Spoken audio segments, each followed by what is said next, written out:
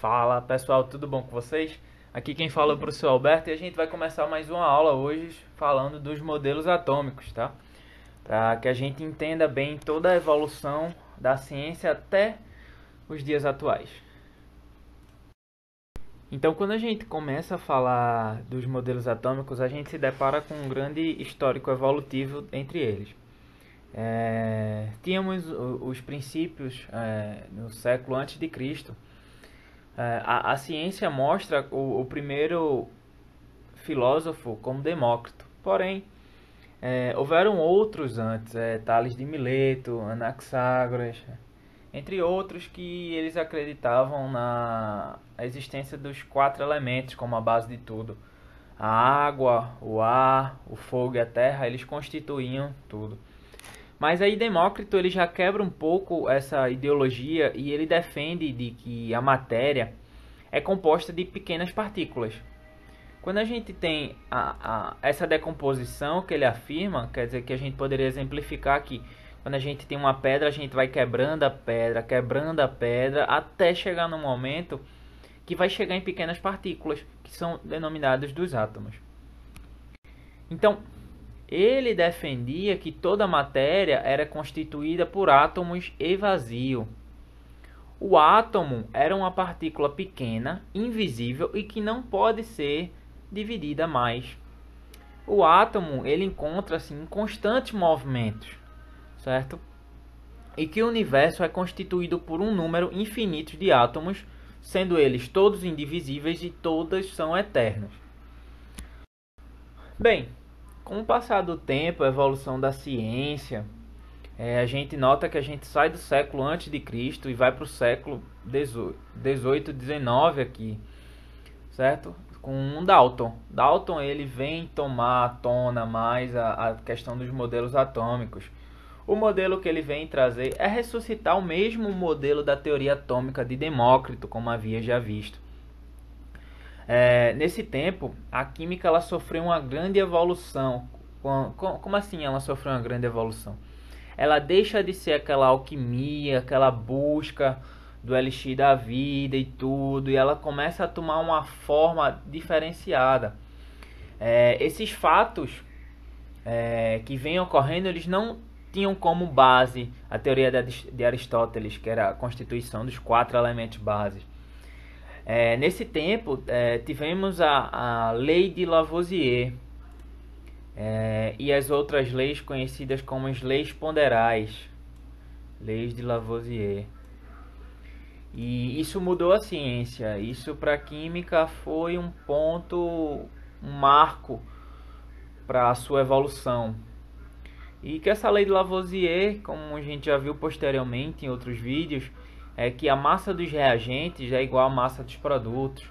Ou seja, o início é igual ao final em quantidade de massas. E quando Dalton retoma o mesmo modelo de Demócrito, ele faz algumas modificações, aperfeiçoando o modelo. Que ele retoma que a matéria é composta por pequenos corpos que se subdividem em átomos. E que os átomos são formados, vão dar origem àquela matéria por elementos iguais entre si, com mesmas massas, certo? E que a matéria ela é sempre formada pela união de diferentes átomos em proporções definidas.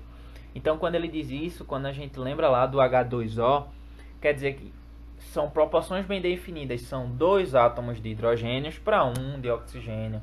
E assim como os outros, certo? Só que um pouco depois dele vem o Thomson, tá? Thomson ele realizou uma série de experimentos utilizando raios catódicos, tá certo? São muito semelhantes com aqueles televisores daquelas TVs de tubo, que um raio catódico basicamente é uma ampola que contém aqui gases rarefeitos em baixas pressões, temperaturas, que quando ele exerce uma descarga elétrica, ele nota a movimentação de campos magnéticos, tá certo? Tanto no polo sul como no polo norte. Então a gente sabe que está tendo atrações de cargas. Então quer dizer que esses átomos possuíam cargas. tá certo? Então ele propôs esse novo modelo, demonstrando que os átomos eles têm cargas elétricas. Consequentemente, tá? Por possuir essa característica, o átomo é constituído de menores partes. Então ele provou a existência de menores partes, ou seja, de partículas subatômicas. Quais eram? Os elétrons, cargas de partículas negativas, certo? E ele também notou uma observação da fluorescência, certo? Quando ele faz essa energização desses tubos, essas partículas vão entrar claramente em movimento dessas partículas e vão gerar esse momento fluorescente. Como a gente sabe, a lâmpada fluorescente, quando a gente tem, que é quando a gente dá uma descarga elétrica. De outras formas, o modelo proposto por Thomson é que o átomo ele é constituído de partículas positivas e negativas em um fluido por toda a esfera, certo? Tendo que ele já denominou os elétrons partículas negativas. E as cargas positivas ainda não temos denominações. Sabendo-se que existe um equilíbrio de cargas. O número de cargas negativas é igual ao número de cargas positivas, tá bom? O modelo dele ficou muito conhecido como pudim de passas. Posteriormente, o seu aluno, tá? Rutherford, ele vem com uma tese de seu professor Thomson que ele manda investigar a sua tese de doutorado, na realidade. Então, ele não vem trazer a ideia de um modelo atômico, ele não busca primordialmente um modelo atômico, tá? Na verdade, ele estuda a radioatividade, tá bom? Qual foi o experimento dele? Por que tão importante para a radioatividade? Ele pega o elemento polônio, tá? O polônio ele é um emissor de partículas alfas.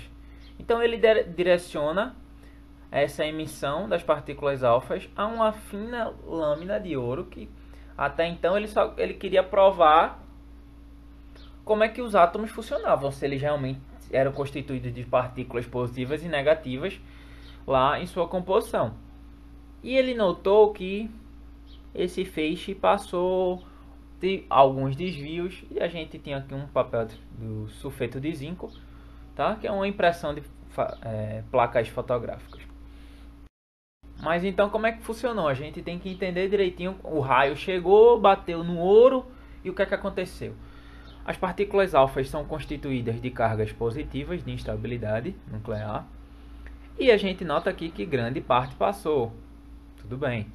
E algumas partes foram ricocheteadas, não passaram. Então a gente pode ter três afirmações nesse modelo dele. A gente nota que grande parte passa. Então quer dizer que grande parte do átomo é constituída de vazio, porque se eu tenho partículas positivas, não estão se chocando com ninguém e estão passando, então perfeitamente é constituída de vazio. A gente nota que pouquíssimas não atravessam, então quer dizer que ele diz que existe uma região no átomo que ela tem a concentração de sua massa, só que sua massa, a gente vê que a massa são os prótons, tá? Então quer dizer que tem uma região positiva lá, muito densa, tá certo? E algumas partículas realmente elas sofrem desvios, elas vêm e sofrem desvio. Então quer dizer que essa região concentrada da massa, ela tem uma carga positiva. Então aqui a gente tem um modelo planetário, que quando a gente vê a evolução, a gente vê que é um modelo meio controverso. Mas a gente vai entender o porquê. O átomo em sua estrutura praticamente é toda vazia e é constituído por um núcleo e os elétrons que estão movimentando-se em torno do núcleo. E esse núcleo ele é pequeno, denso, positivo e toda a massa se condensa aqui. Mas o volume atômico, é bom ressaltar que o volume atômico é quanto mais longe os elétrons vão estar, tá? Porque o volume, o tamanho da esfera. Então, ele teria essa semelhança com um modelo planetário. Esse foi o modelo dele, a contribuição de Rutherford. Só que para essa contribuição, ele não tinha como prever esse movimento do elétron constante. Porque, obviamente, pensa assim, o elétron é negativo, o núcleo é totalmente positivo, cheio de cargas positivas. Primeiro que no núcleo eu tenho dúvidas. Se eu tiver muitas cargas positivas, eu tenho algum problema? Sim. E os elétrons, eles vão estar em órbitas constantemente. Não, uma hora ele vai acabar perdendo energia e vai cair se chocando com o núcleo. Uma proposta para correção foi a descoberta da terceira partícula subatômica por Chadwick. Uma grande contribuição de Chadwick, tá? Ele fala que no núcleo atômico, além dos prótons, as partículas positivas, existem os nêutrons, tá certo? Os nêutrons são essas partículas que elas impedem com que os prótons se choquem e deem instabilidade nuclear aquele núcleo. Então, esse nêutron, ele não tem carga elétrica e ele tem aproximadamente, basicamente, a mesma massa do próton. Então, aqui a gente tem a relação até o modelo que se tem conhecido. Veja que a gente sai dos 4 elementos lá, com Aristóteles, e vem Demócrito, vem Dalton, vem Thomson, vem Rutherford, e a gente tem algumas afirmativas aqui a fazer. A gente tem a existência dos nêutrons, prótons e elétrons com seus símbolos, suas massas relativas. Com as massas relativas a gente nota que a relação entre um próton para um elétron é de 1836 vezes menor. Então o elétron é muito pequeno, de uma massa consideravelmente desprezível. As suas cargas, certo? E as cargas elétricas, que, como a gente conhece, que o nêutron não tem carga, que o próton tem carga mais 1 e que o elétron tem carga menos 1. Então, dando continuidade ao trabalho de Rutherford, o Bohr ele vem trazer uma grande contribuição para os modelos atômicos. Ele trabalhou com os dois físicos, Thomson e Rutherford, e ele vem trazer uma correção para o modelo falho de Rutherford. A gente sabia que aqueles elétrons eles não tinham constantemente naquele movimento, mas aqui ele vem trazer uma correção para os elétrons, tá, pessoal? Então a gente já entende um pouco do átomo, tá? Agora a gente vai rebuscar o estudo aonde estão esses elétrons, tá? Porque a gente estuda elétrons são tão importantes, porque a química ela é a ciência que estuda as transformações, mas as transformações sempre ocorrem na eletrosfera, não ocorrem interações nucleares com os nêutrons, não, mas sim nos elétrons. Mas a gente, para entender isso, a gente tem que passar por toda a nossa evolução. Então a gente vê que os elétrons eles descrevem orbitais circulares ao redor do núcleo. Então eles estão em orbitais circulares, diferentemente do movimento lá do modelo de Rutherford. E cada orbital circular é considerada constante, cada orbital tem uma energia constante, tornando-as estacionárias. Ou seja, você que está aí na sua casa assistindo essa aula agora, você está no seu movimento constante na sua casa. Para você sair da sua casa, você vai precisar receber energia. Mas quando a sua energia acabar, você volta para onde? Para casa. Então esse é um movimento estacionário. Beleza? Cada orbital dessa, tá certo? Tem uma energia muito bem definida para os elétrons, tá bom? Os elétrons, eles podem saltar, como eu falei. Só que eles precisam receber alguma energia, qualquer seja a forma de fonte energética. E agora, eles vão ficar constantemente quando eles recebem energia? Não, porque eles têm orbitais estacionárias, então eles têm que voltar para sua origem, tá certo? E lembrando que ele tem uma grande identificação, porque ó, ele vem, porém, ele volta. O elétron volta. E nessa volta aqui do elétron, é a melhor parte aqui, ele tem que emitir o que ele absorveu. E ele emite em forma de quê? Luz. Os fótons, conhecido como fótons na realidade, Então, para ele voltar, ele tem que emitir essa energia dele. E ele emitindo essa energia dele, ele está emitindo em forma de luz. Então, aqui vem o X da questão do Bohr. Ele traz essa compreensão para a gente que os elétrons fazem um salto quântico, pessoal. Por que quântico? Porque quando a gente tem lá o quântico, são pacotes bem definidos de energia, conhecido como quantum. No plural dele, quanta de energia. Então a gente tem daí um início àquela física atual, a mecânica quântica, tá bom? Quando a gente faz esse estudo aqui. Então, basicamente, Bohr define que existem 7 níveis de energia, certo? Sendo numerados como N, de 1 a 7, como os níveis de energia, suas siglas KLMNOPQ, onde cada nível tem um número máximo de elétrons, e a gente tem na nossa ordem crescente de energia, tá bom?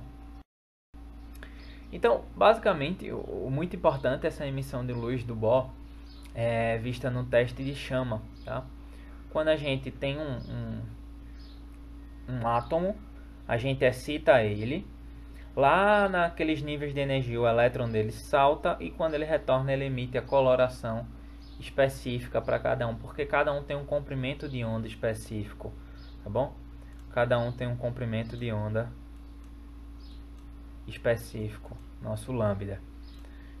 Então a gente tem essa ampla contribuição a esse modelo. Então, quando a gente tem lá fogos de artifício, qualquer forma de excitação que tenha uma coloração, está lá no modelo de Bohr. As questões são bem específicas nesse sentido.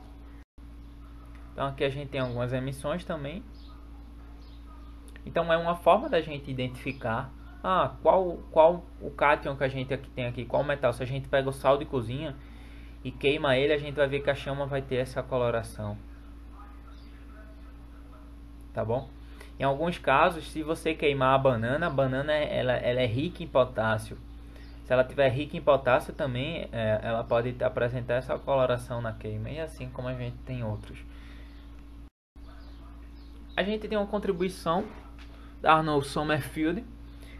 Sommerfeld ele vem propor uma agregação, algo que vai agregar ao modelo de Bohr, falando que aqueles níveis energéticos do modelo de Bohr são compostos na realidade por microestados, ou seja, uns subníveis energéticos, tá bom? E que os elétrons eles percorrem orbitais elípticas, também como lá o modelo do Rutherford, bem semelhante. Então, passa aqui, a gente vê aqui quais são os subníveis que compõem o SPDF, que os elétrons, para estar em um nível, vão primeiro constituir-se em um subnível, sabendo-se que o subnível S tem no máximo 2 elétrons, o P 6, o D 10 e o F 14. Então, são as máximas desses subníveis em sua constituição para formar o nível, tá bom? Então, basicamente foi isso aqui. Tínhamos os níveis de Bohr. Só que para eu constituir um nível, eu tenho que ter meus subníveis. Como o primeiro nível de Bohr só tem no máximo 2 elétrons, então a gente só tem o subnível S2. Então, quando a gente vem para o nível 2, a gente tem no máximo 8 elétrons. Então, a gente tem um S2 e o P6. E assim sucessivamente, a gente vai encontrar algumas interpolações de níveis aqui, que porque existem os níveis D e F, eles são muito mais energéticos do que normalmente os 4 ou muitas vezes os P's. Então, tem sempre essa interpolação que a gente vai ver direitinho lá em distribuição eletrônica, que vem basear-se em totalmente toda essa base que a gente está tendo agora. E a gente chega basicamente no modelo atual, o modelo mecânico quântico, tá certo? A nossa química quântica. Quando Louis de Broglie ele lança a hipótese de que o elétron ele tem um comportamento dual. Ora ele se apresenta como luz, ou ora como partícula. Tendo esse princípio, então a gente consegue prever o comportamento dos elétrons com a característica de ondas. Então ele usa a ondulatória para prever as características do elétron. Então a gente daí a gente consegue ter uma previsão do que vai se acontecer com o comprimento de onda, igualando o comprimento de onda, é a constante Max Planck dividido pela massa vezes a velocidade da partícula em movimento. Posteriormente, um pouco depois, Werner Heisenberg ele impôs restrições a esse modelo, que a gente não tem como determinar a posição e a velocidade do elétron ao mesmo tempo nessa equação de de Broglie, tá bom? Então ele já dá uma outra imposição para a gente. Então, visto que a partícula ela se apresenta como onda, como luz, nesse princípio da dualidade, então a gente vai caracterizar um núcleo atômico com funções ondulatórias.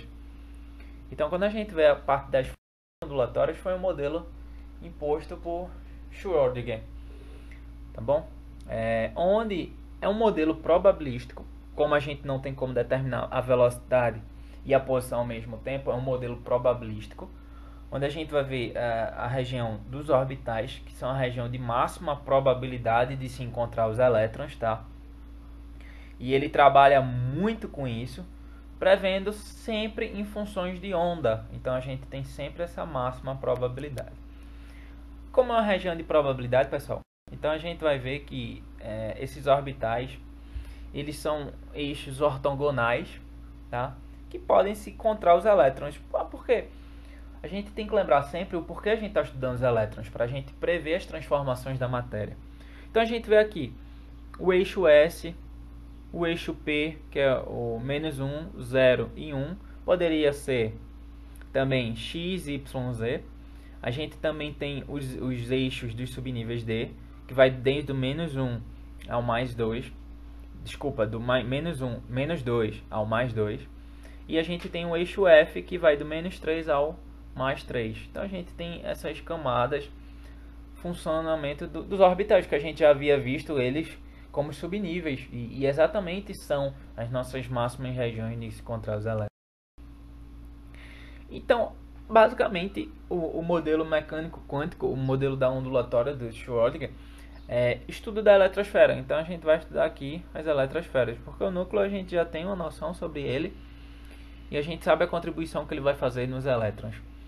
Mas a gente tem que a caracterização dos elétrons, e a caracterização são conhecidas por 4 parâmetros, os números quânticos, tá certo? Que a gente vai ter o nível de energia, o subnível, que são as subcamadas, os orbitais magnéticos, que vão falar os eixos ortogonais, que eles vão estar contidos, e a rotação dos elétrons, tá? Que na verdade é o movimento angular do elétron. Então, os números quânticos, como a gente já viu, a gente já tem predisposto desde o modelo de Bohr, que são 7, que tem no máximo suas constituições, só que aqui a gente tem uma equação, a equação de Rydberg, que fala que o número de elétrons nos níveis de energia é 2 vezes o nível de energia de 1 a 7 elevado a 2. Então vamos ver aqui no primeiro nível K. A gente tem 1, que é o K, então 2 vezes 1 ao quadrado, 2, então o máximo de elétrons nele é 2. O L, assim sucessivamente, a gente vai ter outros, tá bom?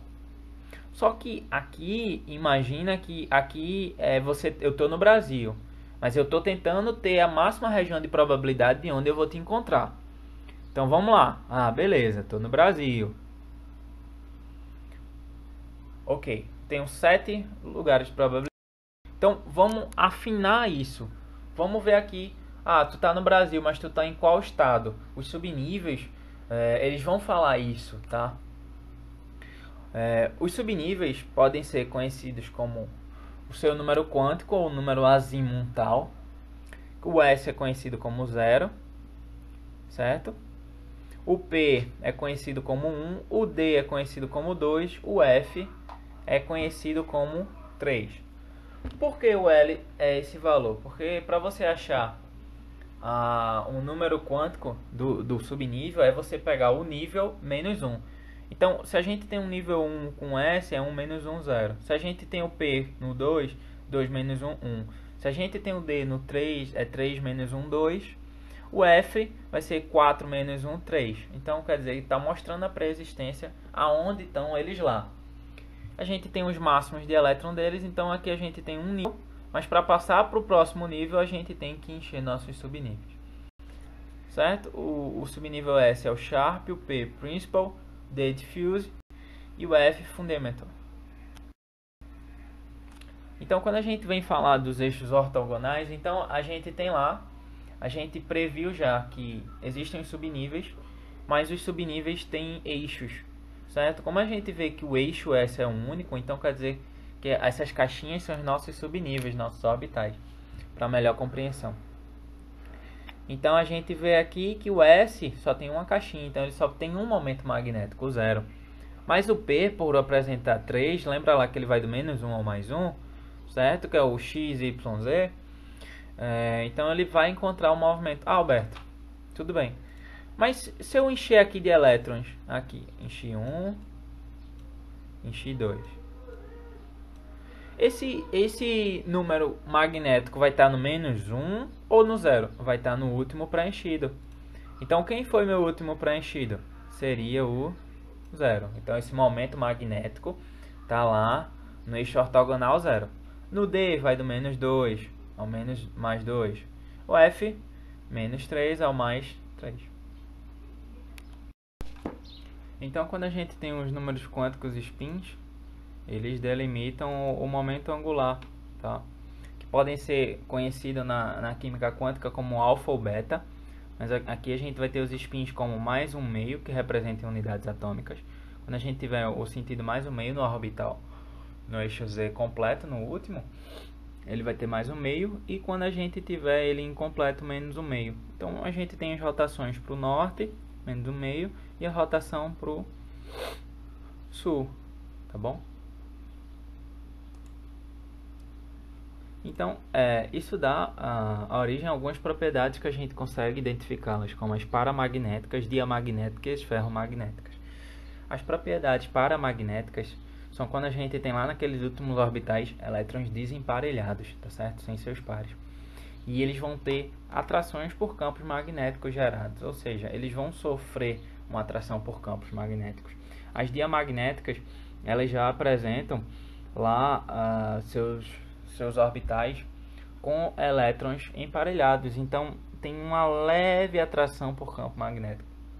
Já nossas ferromagnéticas, a gente vai ter uma grande atração, porque vão ter elétrons emparelhados, mas um grande número de elétrons desemparelhados, dando uma intensidade maior para esse campo magnético. Aqui a gente tem um breve resumo, como é que a gente pode ver quando a gente tem os níveis principais, que é a distância do elétron ao núcleo. A gente tem o momento angular, o tipo de orbital dele, o momento magnético, que vai ser a orientação espacial dele, que ele vai poder passar, e a gente tem o momento, novamente, o angular para o spin, naquele eixo. Então, assim, resumidamente, a gente vai ter alguns princípios também que vão colaborar para a existência do nosso diagrama de distribuição, diagrama que vai facilitar a nossa vida em entender o modelo atômico. Que a gente tem o princípio da exclusão de Pauli, que a gente não pode ter o mesmo orbital, certo? A gente apresenta os elétrons com mais setinhas de mesmo momento, porque aqui com o mesmo momento angular eles vão se ter repulsão, e aqui é o momento correto, segundo Pauli. E a gente tem a regra de Hund, que quando a gente for preencher nesse exemplo aqui o subnível P com 4 elétrons, a gente sabe que o P tem 3 momentos. A gente vai preencher aqui 1, 2, 3, 4 e... Não pode. Primeiro que aqui ele já não corresponde à regra de Pauli. Tá bom? Então aqui, ó, tá fora, não corresponde à regra de Pauli. Nesse momento aqui, a regra de Hund, a gente tem que preencher todas as caixinhas, os orbitais, para poder preencher novamente. Então, nessa forma não pode ocorrer. E aqui a forma correta que a gente veio preencher o primeiro, segundo, terceiro e o quarto. Dessa seguinte maneira, a forma correta que a gente vai ter. Bem, a gente vai ter a contribuição do diagrama de distribuição que a gente vai ver no próximo vídeo, tá? Que é quando a gente agrupa todas as informações que a gente teve, tá bom? Em um único diagrama de distribuição para prever o comportamento do elétron daquele átomo. Aqui a gente tem uma breve momento de um resumo, tá? Do que a gente acabou de passar. Que a gente sai lá do modelo de Aristóteles, do modelo de Demócrito, Dalton, Thomson, Rutherford, Bohr e o modelo da nuvem eletrônica, que é o modelo mecânico quântico. Então eu espero que vocês tenham gostado desse vídeo. Se gostou, deixa o like aí embaixo, tá bom? E tirem dúvidas, qualquer forma, tô aqui.